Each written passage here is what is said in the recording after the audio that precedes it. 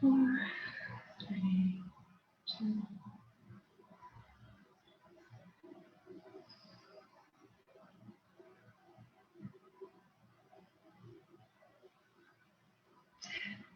Good evening, everyone, and thank you for joining me with this CDI Ask speaker series on behavioral challenges and COVID.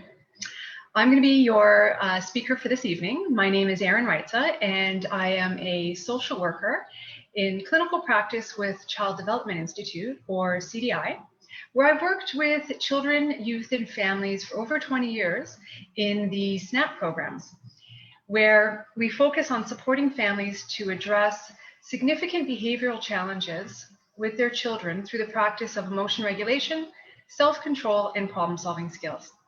I also have extensive experience in treating anxiety and working from a trauma-informed lens.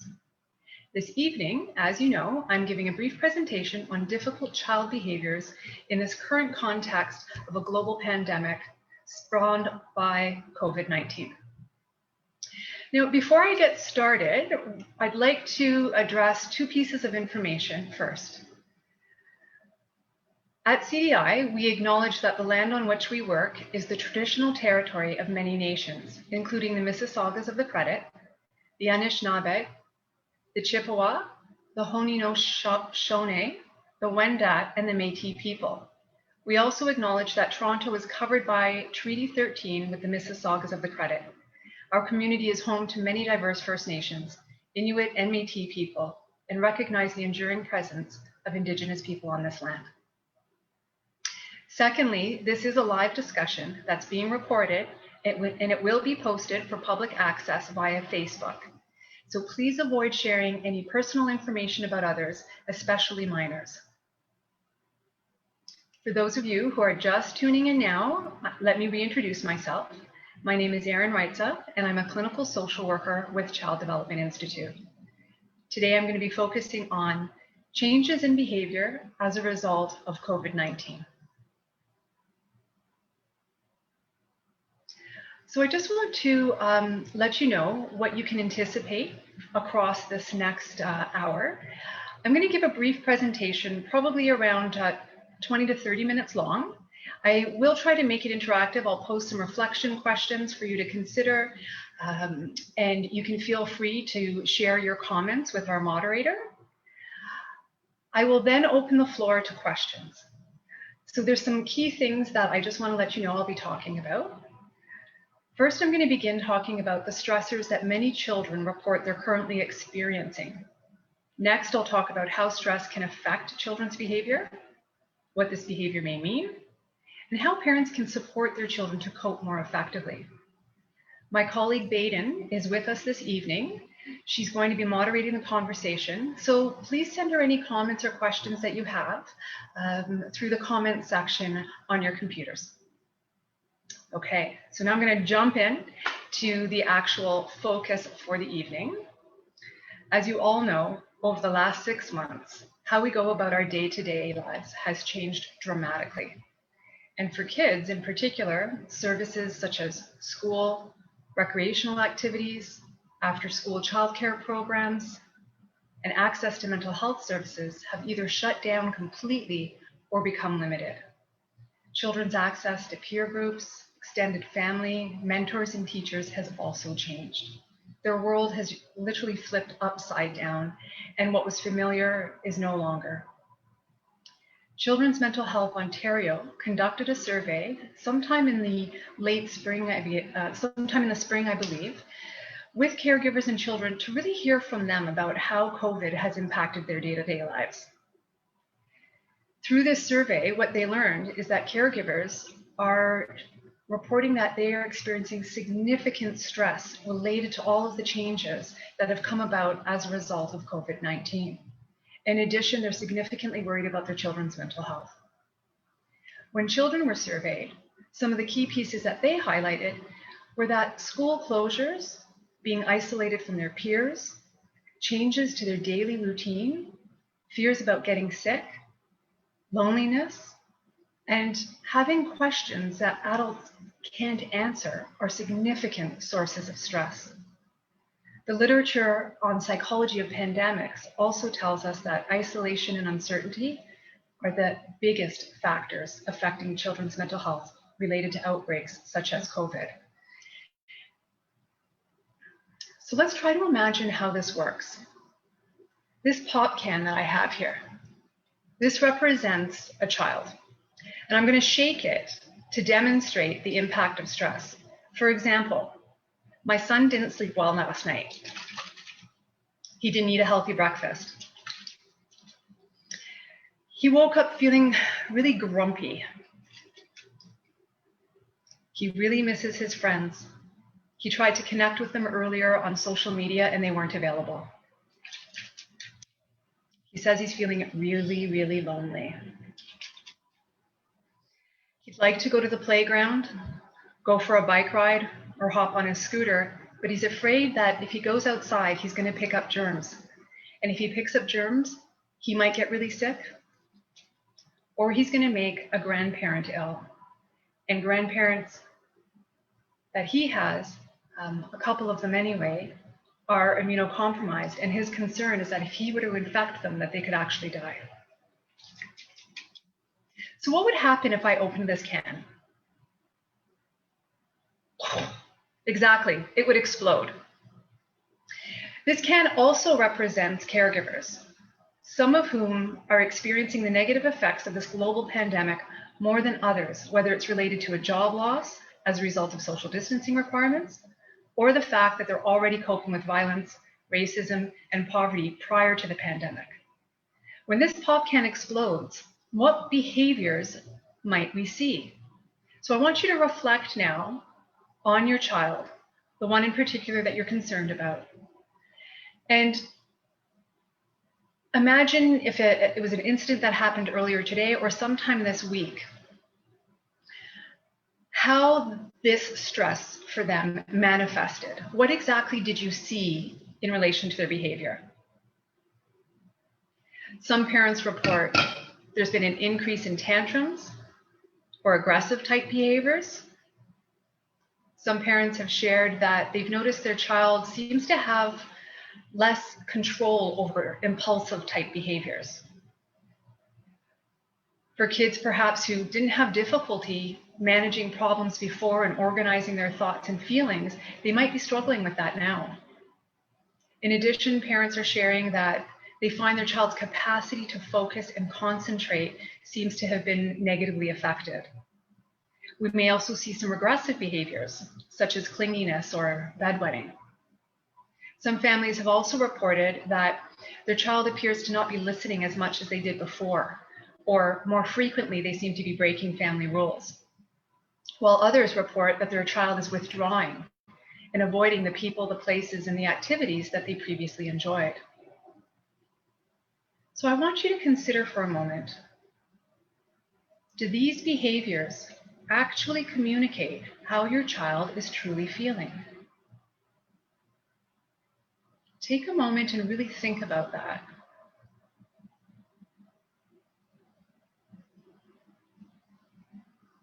My hypothesis is no. The behavior can be difficult to understand and even more difficult to accept, especially when it's aggressive. This is complicated by the fact that children, due to their stage of development, have a limited capacity to understand this crisis that we're currently all living through. Secondly, their coping skills are in development. These two factors actually put kids at risk for experiencing even greater levels of distress, fear, and anxiety related to COVID and the global pandemic. I do want to assure you, however, that changes in behavior are a totally normal reaction to an abnormal situation. In kids who have had challenges controlling their impulses and managing big feelings prior to COVID, it's quite likely that some of these difficult behaviors may increase in frequency or even get worse. The challenge here for parents is to see these behaviors as a stress response and a way of communicating the impact that that stress is having on their child, as opposed to viewing it as misbehavior. So let's talk about stress a little bit. Stress triggers the fight, flight, freeze response by releasing hormones into the body and mobilizing our defenses. So bear with me for a moment while I work through an analogy with you. Perhaps you're sitting in your kitchen or your office or on your couch participating in this live chat. And I want you to imagine you're feeling comfortable, you're feeling engaged, when all of a sudden, a tiger walks into the room. As you can imagine, your heartbeat will likely start pounding really fast. You might find that your breathing becomes really shallow, or it's hard to catch your breath. Muscles start to get really tense. This is your body mobilizing your defenses. It's getting ready to fight off that tiger if it needs to, or it's getting ready to run away from the tiger or to freeze in hopes that that tiger's not going to notice you and it'll keep on walking away. In the context of COVID, that tiger could be fear of getting sick. It could be the changes that children aren't familiar with that are going to be brought on with the new school year. It could be simply that they've walked into a store and someone forgot to wear their mask. So all of those different triggers can activate that stress response, which might not make a lot of sense to us at first.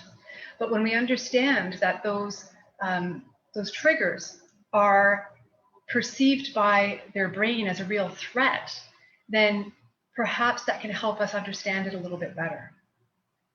Stress affects how we think, how we feel, and how we behave. It usually begins with a physical reaction in your body, such as what I described earlier, with that heart beating faster, the breath feeling more shallow or difficult to catch. In addition, it's typically followed by feelings, hard thoughts, and reactive type behaviors.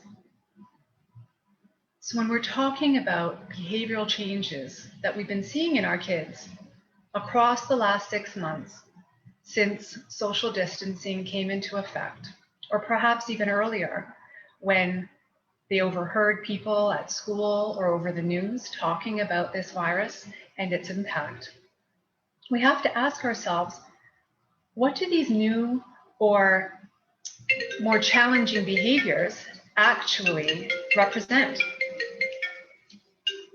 Excuse me for a moment. I apologize for that interruption.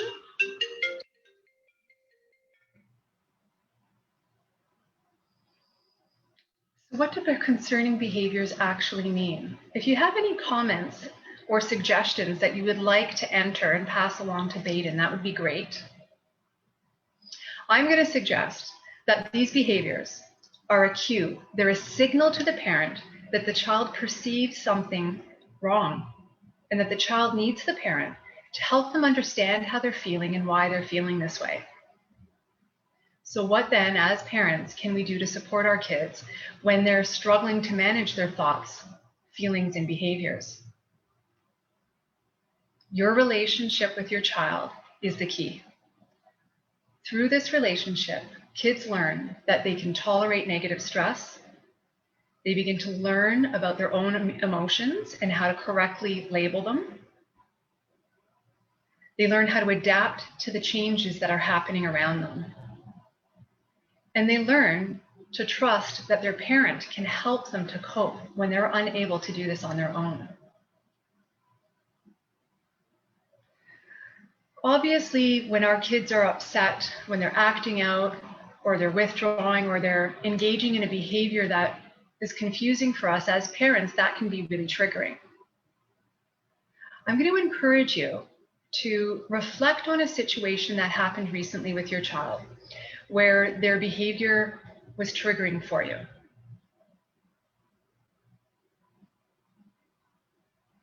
And if you can remember, try to recall how your body felt.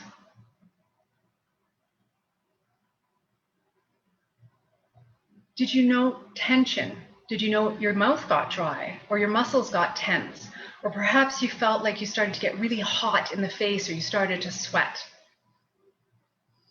These are warning signs that if you don't choose to calm down, you too may begin to react to the situation rather than respond to the situation.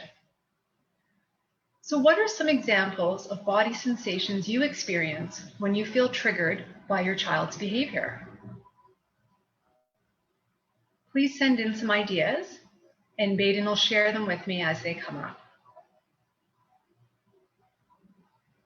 I know a common one that parents have shared with me is getting really hot or tension here in the jaw.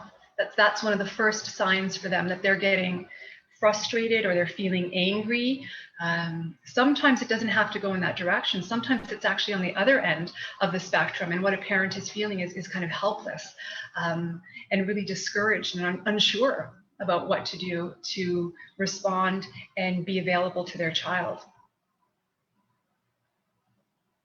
So my next question, once you notice these body sensations happening, is what can you do to calm them down? I have some suggestions that I can offer, and certainly if you have ones that I haven't mentioned that have worked for you, please do share them, because I think it would be wonderful for me to be able to relay them to the rest of the audience. Deep breathing is a favorite. The thing with deep breathing is it actually triggers our parasympathetic nervous system. It's part of the nervous system that's the rest digest nervous system, and it speaks to the other part of the nervous system, and it just tells it to calm down. So those physiological sensations that you're experiencing and those big emotions that come with them, it starts to just temper them so that you can feel calmer, better, and you can think more clearly. The next thing that I'm going to encourage you to do is to check your thoughts. We know that stress impacts how we view a situation. Some of us might feel like we get tunnel vision. We get really rigid in our thinking. And certainly this happens with children. I'm sure if you reflect on a situation where your child was having a hard time and you recall some of the things that they may have been saying out loud, that rigid thinking might come through, or they've got a negative filter. So how they're seeing things is all being filtered through a negative lens, and it's really hard for them to see anything other than the problem or the thing that they're worried about.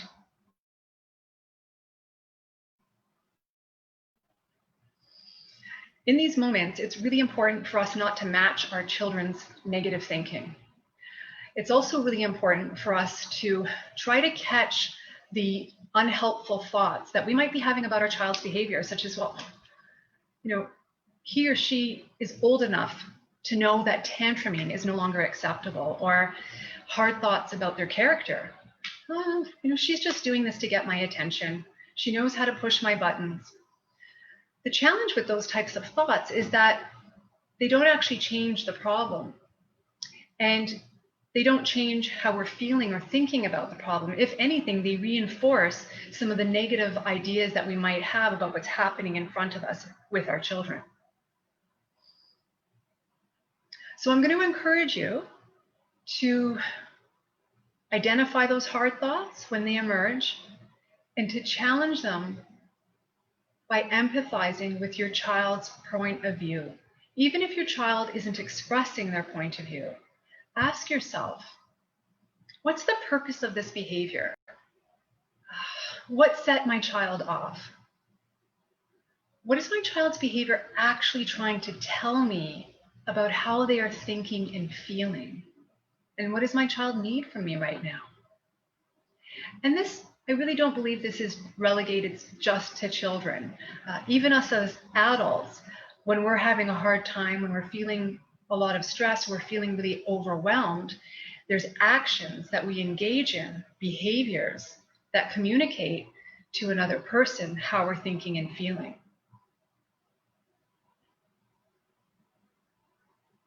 So what kind of things can you say to yourself in the moment when you're feeling triggered by your child's behavior? Some things that parents have shared with us in the past are, I can handle this. My child's behavior has been difficult before, and I've been able to be patient, and I've been able to help them calm down. Or I'm going to choose my battles. And sometimes that gives parents a little bit of space from the problem so that they can be objective and reflect on those questions I posed earlier around what set my child off and what is this behavior trying to communicate. Another thought that some parents have said that they find really helpful is to remind themselves that we are in a unique situation and everybody's having a really hard time right now, and that the child's behavior is a reflection of what a difficult time they're having. Once you've asked yourself, am I triggered? And if you have been triggered and you've reflected on what's happening in your body, how you're thinking, and you've stopped yourself so that you can really calm down, this is when you can now approach your child and try to engage them. Now, I have some kind of do's and don'ts around this that I think you might find really helpful. So just give me a moment. I'm going to let that sink in, and then I'll transition into those do's and don'ts.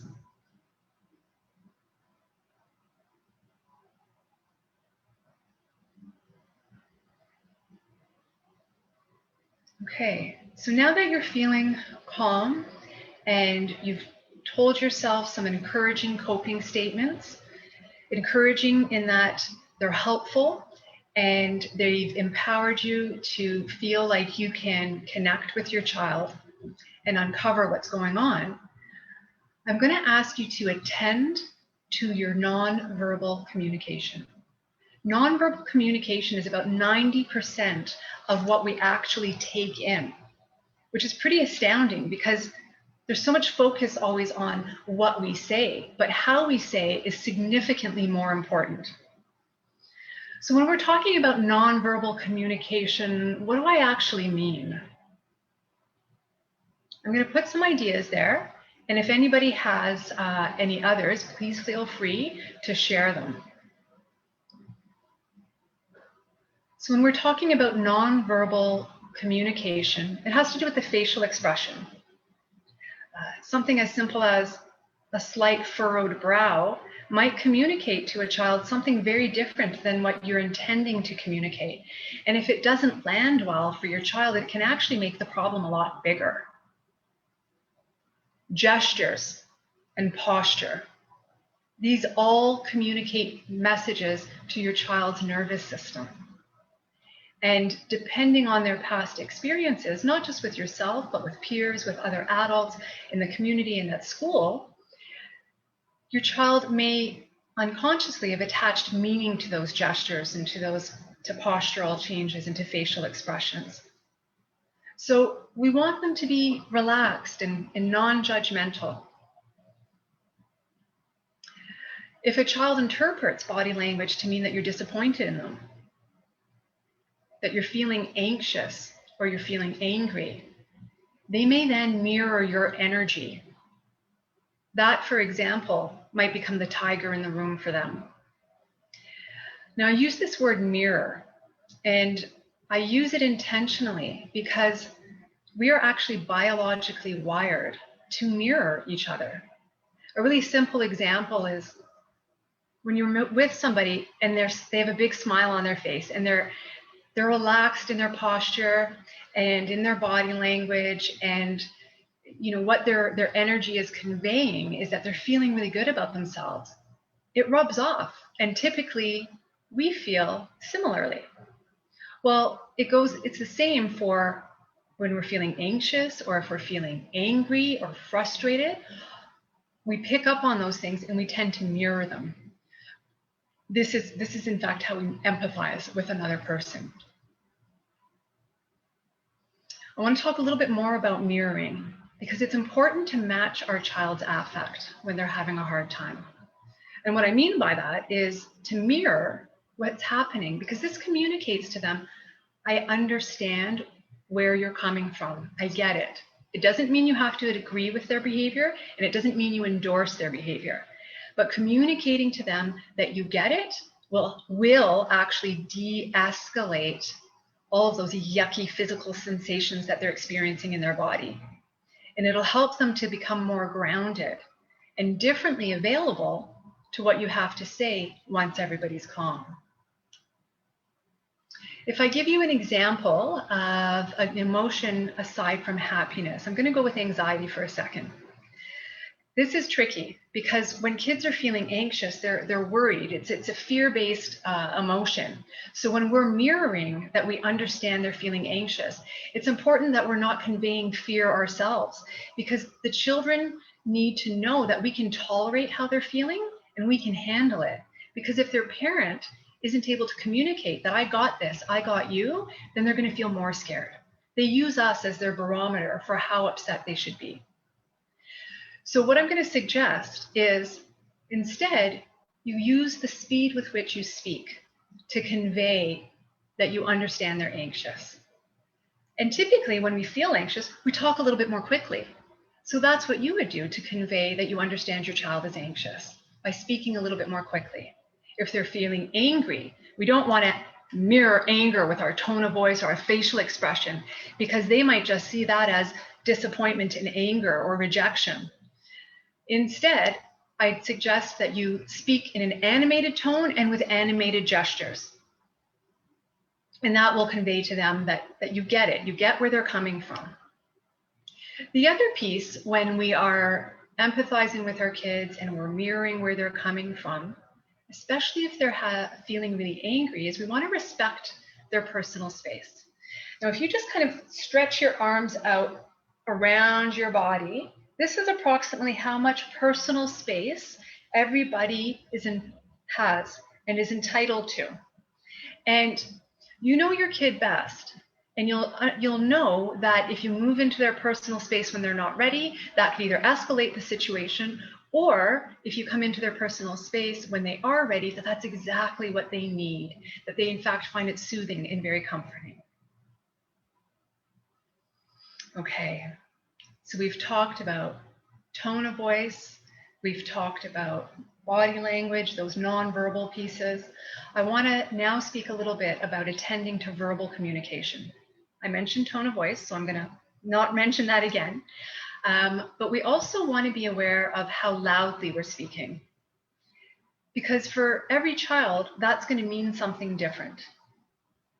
So now that you're feeling calm, you've given yourself some helpful coping statements, perhaps you've tried to stop some of those body sensations from getting worse by taking some deep breaths, and now you're engaging your child, you've kept you're aware of your posture and your body language and your tone of voice.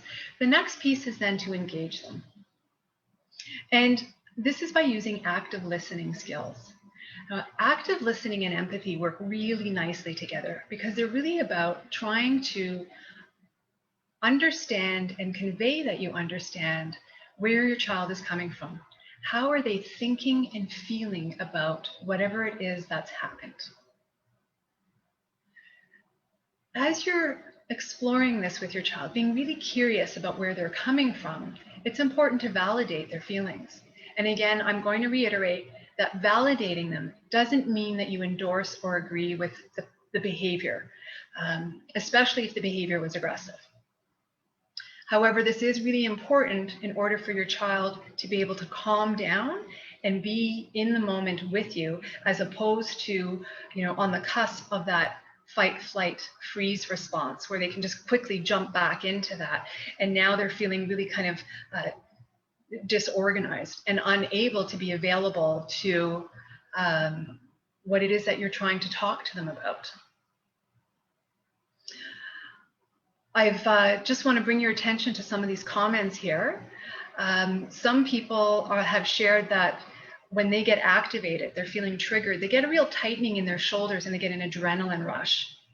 Absolutely, that makes total sense. That adrenaline rush is preparing to mobilize your defenses. It's all very normal. However, when it comes when we're not expecting it, or when we're trying to calm our kids, it can be difficult to kind of wade through all of that so that we can be responsive as opposed to reactive. if we're feeling like we're having a hard time coping with how our child is behaving in that moment. Some people have said they've had really great success with taking a few minutes break as a way to calm down when they recognize those different body sensations and that they've been triggered. And I've also want to highlight here, there's a number of cool thoughts that people say have really resonated with them. They really like this, the coping statement, what is my child's behavior trying to tell me? And I can handle this. Those statements can be really grounding, especially if we're feeling like we don't know necessarily how to manage this situation and we can't anticipate what the outcome is going to be. Another person has highlighted here that personal space is so important and not something that all adults respect with children. And I agree. I think that's something that is so important to teach kids and to teach adults. There's so much to personal space and the value in teaching it when it comes to teaching our kids about boundaries, teaching kids to really listen to what their body is communicating. Because sometimes we'll get those uncomfortable physiological sensations when somebody's coming into our personal space. And what those are trying to communicate to us is that we need to set a boundary. And setting that boundary helps those sensations to calm down. And of course, that's not just true for adults, but it's also true for children. And we know that children are particularly vulnerable to being taken advantage of or exploited. And teaching them about personal space and establishing boundaries and really listening to their bodies is an essential skill for them to learn. I remember reading, some time back, I think it was in Parent Magazine, an article that was talking about struggles sometimes that parents have when other adults view their kids as being rude if the child doesn't want to give them a hug. And what this article was suggesting was that this is actually really good. This is the child listening to themselves and establishing a boundary, and that instead we need to give them alternatives. A hello, a handshake, or a high five is adequate, and it's okay. That's the child asserting their need in that moment, and that's really, really important to be respected and validated and reinforced. Okay. So I want to come back now just to this piece around validation. I'm going to share with you an example. It's time for dinner, and your child is on an electronic device. I think most of us can probably relate to this problem. So you say to your child, it's time for dinner. I want you now to turn off, the device and come to the table. And instead, the child doesn't make eye contact. They just are continuing to play on their device. And you reiterate your request. I need you to please turn off the device and come to the table for dinner. And instead, the child looks at you, they're irritated, and they raise their voice. I'm not finished my game yet. A way of entering into that situation with your child, and I'm not suggesting that that's a behavior as a result of COVID. However, if our kids are entering their day the way I described with the pop can, they might be more easily triggered. Their tolerance for questions, demands, chores, anything along those lines just might be a lot smaller. So they're more likely to get triggered and feel activated by a simple request. So in that moment, you have to ask yourself, am I feeling triggered? You're going to scan your body. You're going to check your thoughts. You're going to stop and calm yourself down and share with yourself a coping statement, and then address your child. You seem really frustrated. What's happening right now? And likely, you'll get a different response as opposed to a situation that escalates and just makes the problem a lot bigger, where now you're kind of caught in what we would call a reinforcement trap, where inadvertently the parent and child are both reinforcing in each other the behaviors that they don't want to see. So how do we break that cycle? By using the strategies that I'm suggesting.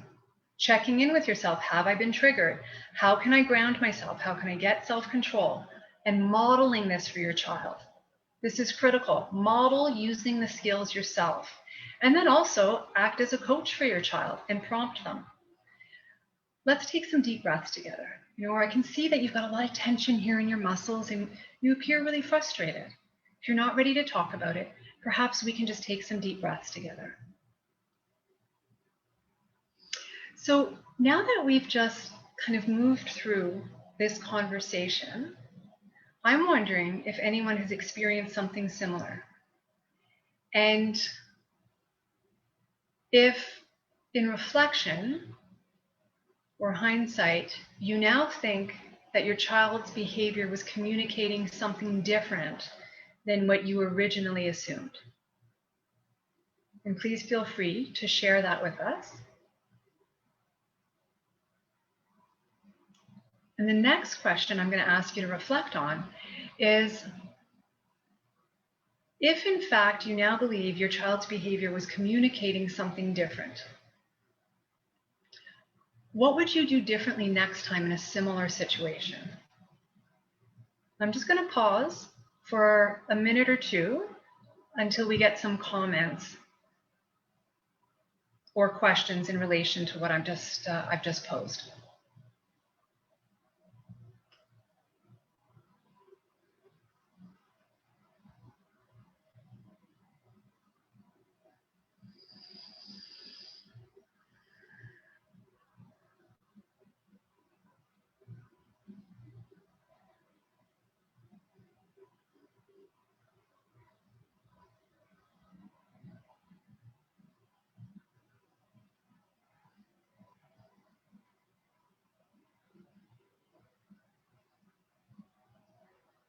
Okay, I don't have anything coming in just yet. So I want to share some parenting strategies that may also be helpful to address and preempt some difficult behaviors that your child might be engaging in. So what we just talked about was really the moment where you're engaging with your child to support them to manage and contain big feelings, trying to understand how they're feeling and why. In terms of some parenting strategies that might help to preempt that blowout in the first place is a real focus on being consistent and predictable in our routines and in our expectations of our children.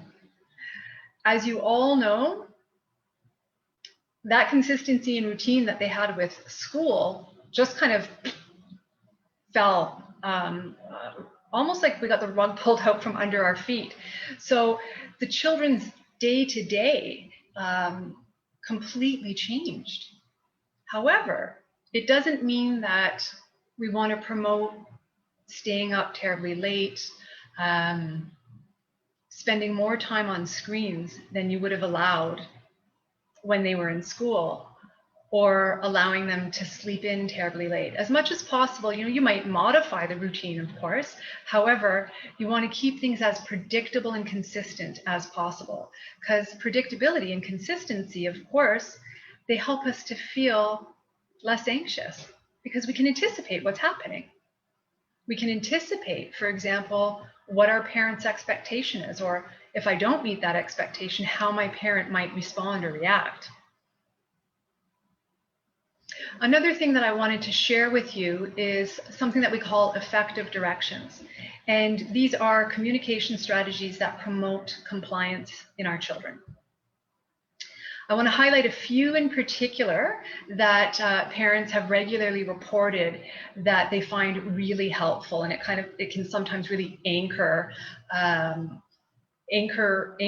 when they want to communicate an expectation that they have of their child. One of my favorites, it's a personal favorite, is the when, then. When you do this, then you can anticipate the next thing. And what I really like about this is there's a built-in natural consequence. If the child doesn't follow through with the when, then the then doesn't happen. There's also a built-in reward. When the child follows through, then they get what they want. Another piece, when I'm thinking about children and how their behavior has been impacted across this period of time, given the global pandemic, is there's been so many changes and they haven't had really any control over any of these changes. So where and how you can give them choices is really important so that they can start to feel like they have a sense of control again. So I just have a comment here that I want to address. Okay, so this participant is saying, when my child is in a good mood and they repeatedly say something, what should I do? They repeatedly say something. I think I need a little bit more clarity here. Are they insisting on doing something that they want? Is it a general comment that they're repeating? One of the things that I might attempt to do is say, I heard you the first time. Thank you. Thank you for trying to clarify. And then try to ask what it is that they're hoping for in response.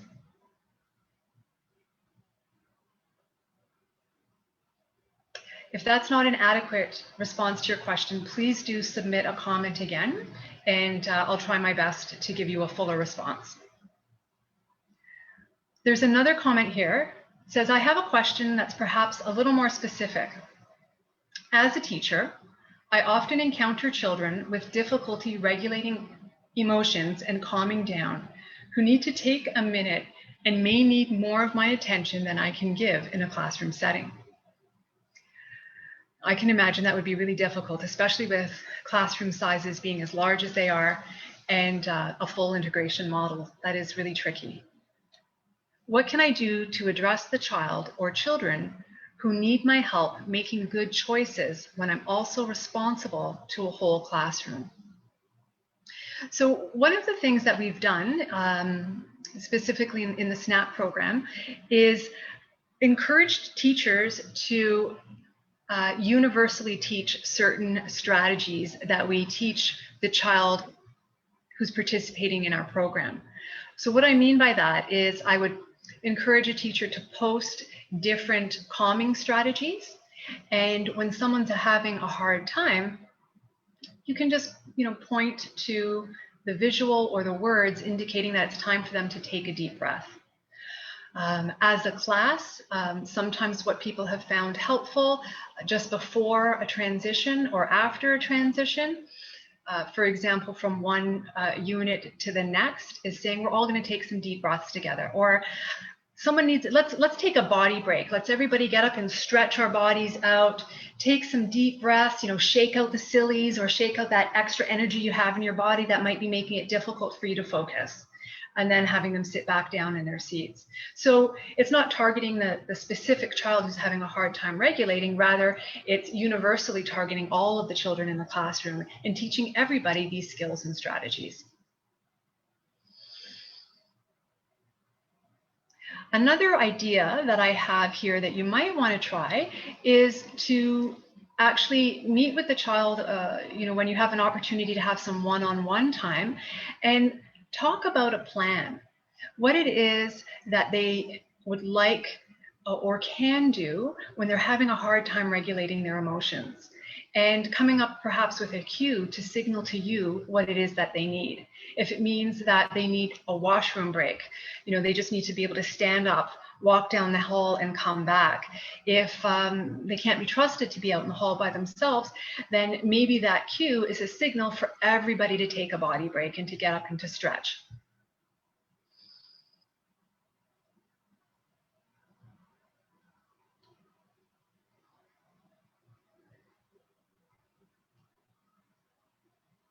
Another piece is to talk about coping statements, perhaps building it into how you read a book. And what I mean by that is, I'm sure that the kids are all reading something or having something read to them, but it's trying to help them increase their awareness of what's happening for a character.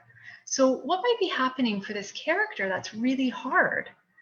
And having the children identify what the problem is. So now they're learning how to identify triggers, and then asking them, raise your hand if you can relate to this problem. And what do you notice on if there's visuals of the character's face?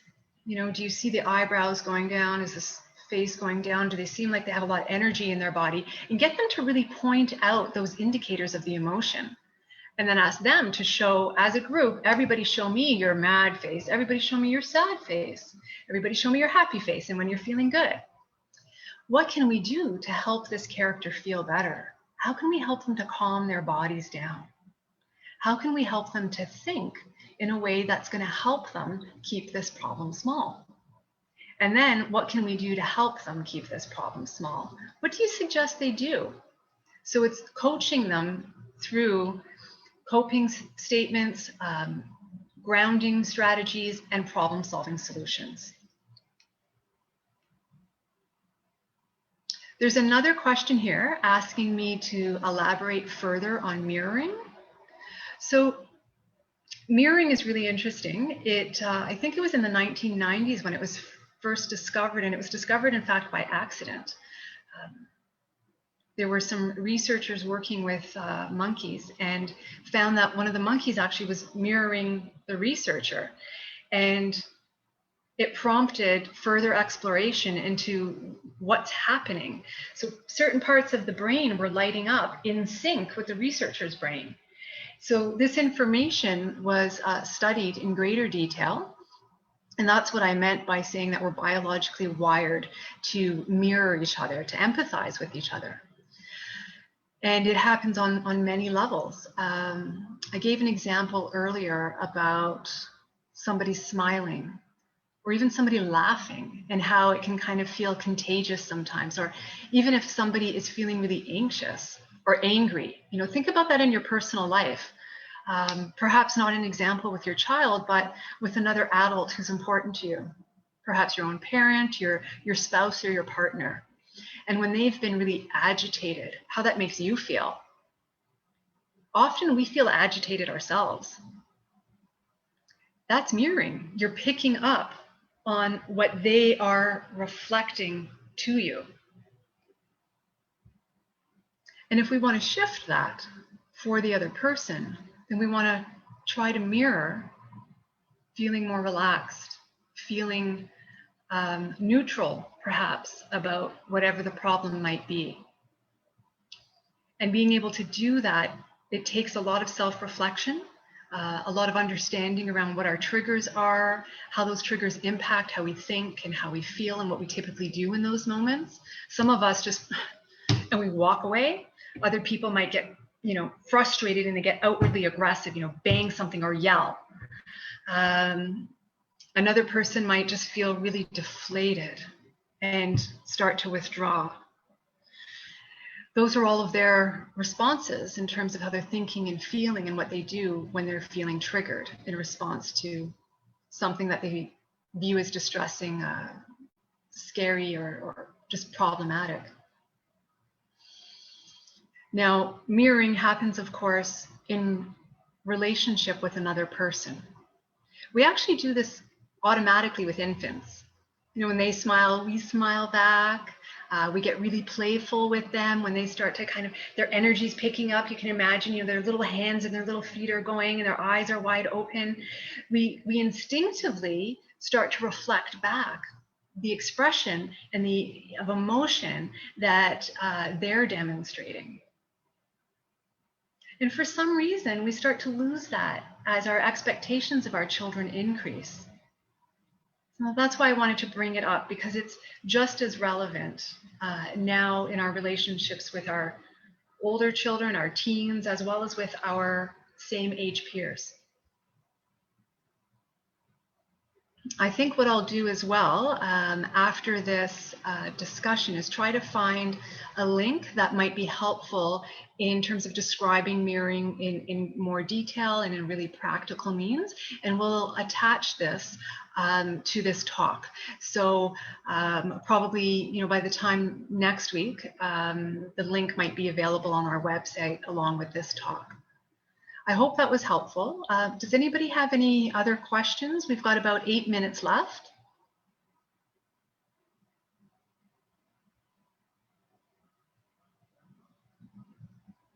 Okay, so a question here. When child wants a book or a trip to the library instead of doing something else after they've gotten screen time,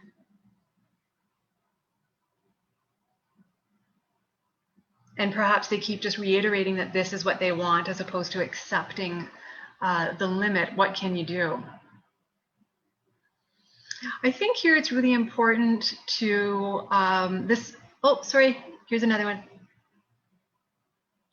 Okay, sorry, I thought it was related, but it isn't. So we're talking here about a child who is perhaps getting a little stuck on what it is that they want post-screen time, even though the parent has already told them what the expectation is, but they just keep on repeating it and repeating it. I think it's fair here to set a limit. You know, you can use the when then. It kind of takes the sting out of setting a limit. When you do this, then we can go to the library. Or when you complete this chore or this activity, then you can have a book. But right now, this is what I need you to do. One of the things that's really important to avoid getting caught in that reinforcement trap that I described earlier, where parents and kids kind of reinforce in each other what they don't want to see, is to not negotiate with your kid. It can be really, really hard to not do that because it can become a habit. If that's how we're used to interacting, it just becomes an automatic way of interacting. And our kids expect it from us, and we start to expect it from them. And one of the things to know is when you start to shift how it is that you interact around that negotiation, that your child's behavior might escalate before it gets better. And that's just because they're accustomed to being kind of caught in that negotiation loop with you. And now you're doing something different. You're interrupting it and you're being very clear. When this happens, then you can have a book. And perhaps then you're taking space. And they might push back because that's not what they're used to, so it escalates. So just be aware of that, but try to be assertive in your posture, assertive in your tone. It's your best I'm serious tone of voice, and a serious expression so that they know that, oh, mom's not going to budge on this, or, you know, my caregiver's not going to budge on this, whoever it is that they're interacting with. This is really nice. We've got some comments here, you know, saying that there are some really great ideas. Someone here has said that COVID classroom breaks will be interesting. Absolutely. I think we're moving into a new school year, unlike any year we've ever had before. So there's going to be lots of trials and tribulations, I'm sure, for teachers, for kids, and for caregivers and families alike. It's now 5:02. I just want to, we're coming to an end in terms of closing up our discussion. And I just want to say thank you very much for your participation. I really hope that this was helpful. If there's anything you'd like further information in beyond, any further information on beyond mirroring, please just send a comment and we'll do our best to find a related link to be able to help you with that.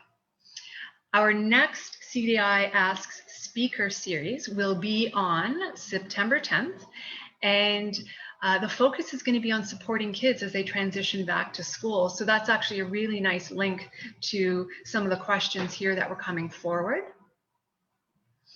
So we encourage you, of course, to check that one out. And I want to thank you, everyone, for joining me this evening. I appreciate your questions and comments, and